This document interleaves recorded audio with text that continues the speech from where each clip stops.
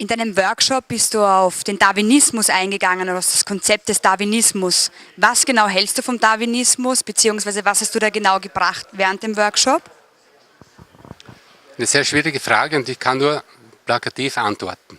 Wir sind natürlich in unserer westlichen Gesellschaft vom Darwinismus geprägt, weil die Wirtschaftsform des Kapitalismus sich dieses pseudowissenschaftlichen Argumentes angenommen hat.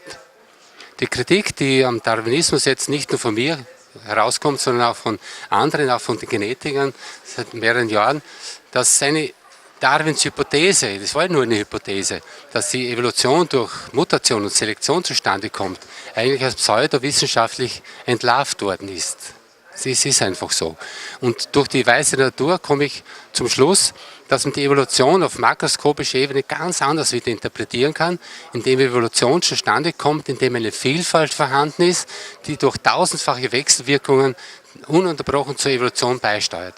Und das ist zwar ein makroskopischer Ansatz und man kann es durch im Detail dann auch nacheinander schauen, aber die Auswirkungen sind großartig. Man ist nicht mehr an den Darwinismus gebunden, dass man immer wieder hört, es gibt nur die Ellbogentechnik in der Natur, sondern gerade der Mensch ist ein Wesen, das auf Kooperation aufgebaut ist.